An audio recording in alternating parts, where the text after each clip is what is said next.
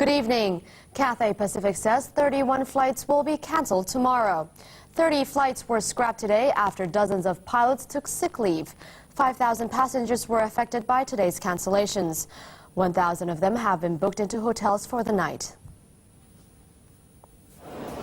Travelers experienced severe delays today after about 50 Cathay pilots reported sick. 16 flights mainly to Asian destinations were cancelled in the morning, and 14 including long-haul flights were scrapped in the afternoon. Check-in counters at some airport express stations in Kowloon were closed, and the company has stopped booking passengers on flights. The Aircrew Officers Association denied the move was a union action, but rather a question of safety required by law. Any pilot who believes that he or she is unfit to perform their duties either physically or mentally must not fly. We have told our members that if you do feel that you're under stress or under any pressure whatsoever, please go and see your doctor and act accordingly to your doctor's advice. This evening, passengers continued to face delays as they waited to be transferred to other airlines. It's my holiday. I have taken a hotel, $800, Hong Kong dollars. So it cost me a lot of money and a lot of time. Delays began this morning, with many having to wait about an hour. The airline compensated them with $90 meal vouchers. The pilots' union apologized for the inconvenience to passengers, but blamed the airline for adding more pressure to pilots' lives. Cathay also apologized for the disruption, but says it has already conceded to many of the pilots' demands.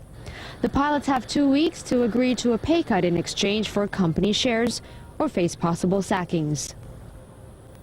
A man is undergoing treatment for cholera, which he contracted after returning from Shenzhen.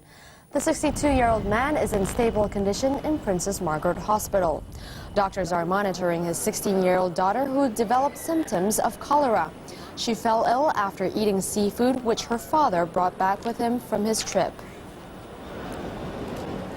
The latest police figures show that overall crime is rising, and officials are concerned about the growing number of youngsters involved in crimes.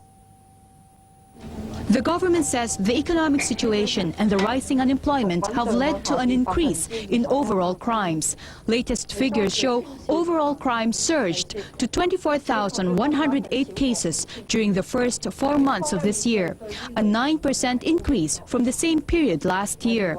Increase in the overall crime rate of 6.4%, as I've said earlier, is mainly due to quick cash crime increase, such as shop theft, pickpocketing, and criminal damage and criminal intimidation, which is related to illegal debt collection activities. Mrs. Yip says the government is most concerned with the rise in the number of crimes committed by youths. She said that the police will work with the Welfare Services Department to help keep youths off the street.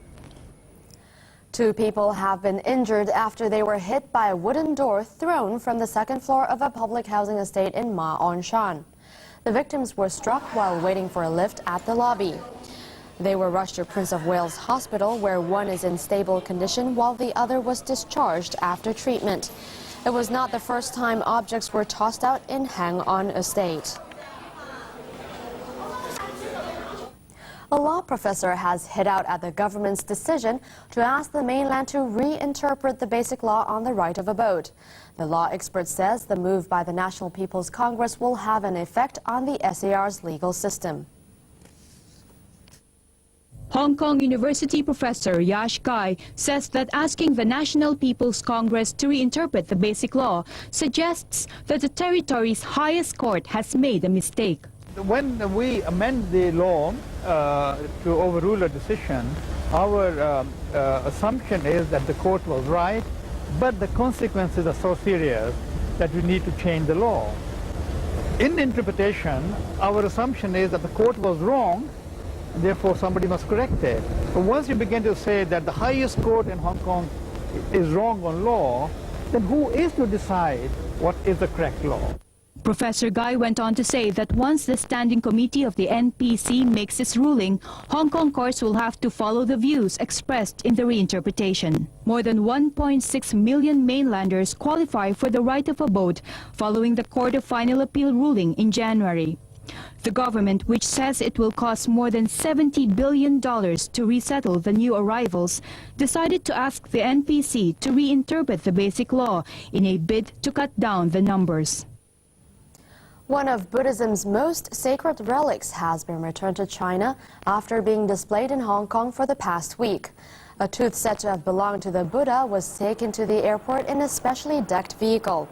The relic was lent to Hong Kong to mark the first time the territory celebrated the Buddha's birthday as a public holiday. Tens of thousands of people had a glimpse of the sacred tooth while it was on display in the Colosseum. The public has been urged not to regard red tide as a temporary phenomenon. The recommendation follows a study into red tide, which affects Hong Kong regularly every year. The consultancy report reveals that red tide can kill fish, but the consultants had different views on how people are infected. The effect there is where the actual alga in wave action is sprayed into the air, and people breathing the air have actually picked up the infection. So actually swimming was nothing to do with the infection. Although there is no clear way to resolve the problem, the government has been urged to increase phytoplankton monitoring, public education, information exchange, and control measures. Hong Kong is hit by red tide around 40 times a year, but with proper monitoring and education, the government says the public should not be too worried. Pro-democracy activists have begun a week of events to mark the 10th anniversary of June 4th. The climax of the Memorial Week will be a candlelight vigil on Friday. With less than a week before the 10th anniversary of the Tiananmen Square crackdown, memorial activities have begun in the territory. At their cultural center, activists held a memorial for those who died in the crackdown. They also held informal discussions while residents looked at articles and papers on display. At Victoria Park, dramas were acted out, recalling the days leading up to the suppression of the pro-democracy movement in China. The exhibitions coincide with renewed calls by dissident Wang Dan for international pressure to improve human rights in the mainland. In a letter to the United Nations and the United States Congress, Mr. Wang said human rights had deteriorated in the run-up to the anniversary. Meanwhile, a local human rights group said dissident Zhang Youzhu was sentenced to 4 years in prison for pasting handbills near Tiananmen Square, calling for a government review of the crackdown. A newspaper in the United States says FBI agents who tried to wiretap a Chinese scientist suspected of spying for Beijing did not have enough evidence. The report came as Beijing's ambassador to Washington accused the United States of using alleged spying charges to win more trade concessions from China. Speaking at Washington's National Press Club, Li Jiaoxing described the allegations as vicious and designed to whip up hysteria to serve the hidden ambitions of some U.S. politicians. Mr. Li was responding to a 700-page report by the U.S. House of Representatives, which accused China of stealing classified information on nuclear warheads since the 1970s. The whole report is nothing more than a hodgepodge of distilled water, intentional ambiguities, misleading details, well-calculated conclusions. Such a report has carried out no truth. Mr. Li said Washington was using the issue to raise the price of China's entry into the World Trade Organization. He said the U.S. should be more concerned with investigating the bombing of the Chinese embassy in Belgrade earlier this month. The State Department admitted that Sino-U.S. relations have yet to return to normal, but it said it would be in the national interests of both countries to repair ties. Relief agencies have warned of a catastrophe facing children in North Korea. Aid officials say an entire generation of children has been affected by malnourishment. This is despite large amounts of food aid trickling into the famine-hit country. Charity groups say that the food situation in North Korea remains critical, and it will take some time before the country can produce enough. 15 years of military rule in Nigeria has ended with the inauguration of a democratically elected president. Olusegun Obasanjo, who won February's election, has been sworn in the capital, Abuja. He succeeds General Abdul Salami Abubakar. The new president takes office at a time when Africa's most populous country is facing its worst economic crisis. He urged Western countries to help ease Nigeria's huge foreign debt. India and Pakistan are planning to hold talks to reduce tensions over Kashmir. But New Delhi says its air offensive against guerrillas will continue. India has shown no signs of easing its air campaign against the guerrillas in Kashmir's northern region. The tension increased further after India lost 2 warplanes and a helicopter earlier this week. The body of a pilot who was killed was turned over by Islamabad to Indian authorities. The pilot of the second plane was captured and is being held by Pakistan as a prisoner of war. With the growing crisis threatening to get out of hand, Pakistani Premier Nawaz Sharif called on the United Nations to mediate an end to the dispute. In a telephone conversation with his Indian counterpart, Atal Bihari Vajpayee, Mr. Sharif offered to send his foreign minister to New Delhi for talks. India, which has rejected UN mediation in the past, has yet to respond to the Pakistani initiative. Instead, New Delhi vowed to continue bombarding pro-Pakistan rebels as it claims success in its operation, citing the 400 casualties it inflicted and the large areas recovered. A Yugoslav court has convicted 3 aid workers for spying. Australian Steve Pratt was sentenced to 12 years in jail, while compatriot Peter Wallace was given a 4-year term. Their Yugoslav colleague Branko Jelen was jailed for 6 years. They have 3 days to appeal.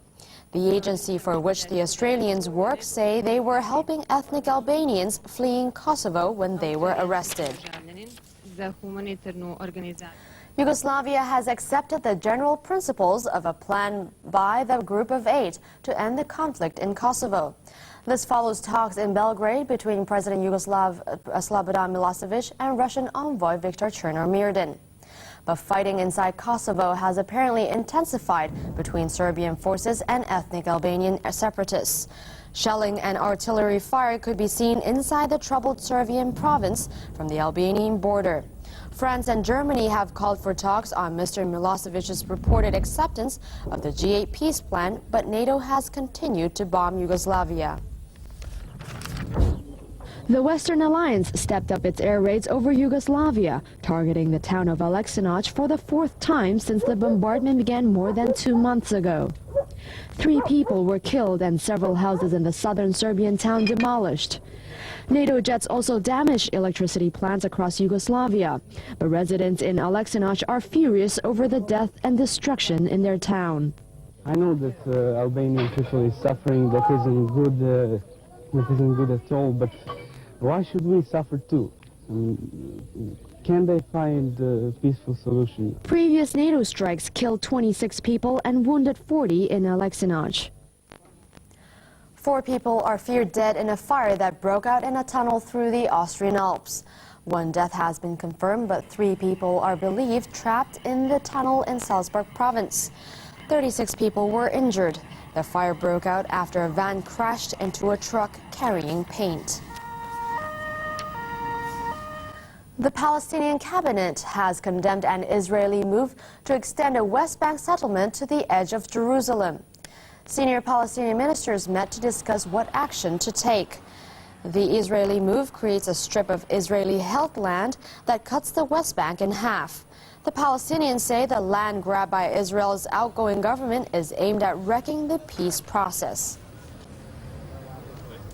Cricket, India scored 232 for 8 in their World Cup match against England. Earlier, Pakistan became the first team to reach the Super 6 stage. Pakistan continued to dominate Group B when they took on New Zealand at Derby. The Pakistan batsmen got off to a blistering start, scoring 40 off the first 5 overs. But New Zealand clawed their way back, Jeff Arlott dismissing Saeed Anwar for 28. Inzamam Al-Haq took up the reins, scoring a masterful 73 from 61 balls. That helped Pakistan to a healthy 269 for 8 from their 50 overs.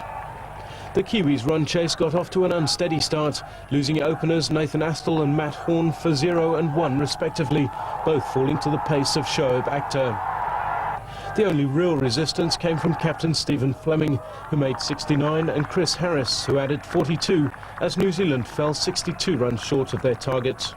We tried or would have liked to restrict them to 220, 230, but 270 was always going to be tough, and they're playing very well.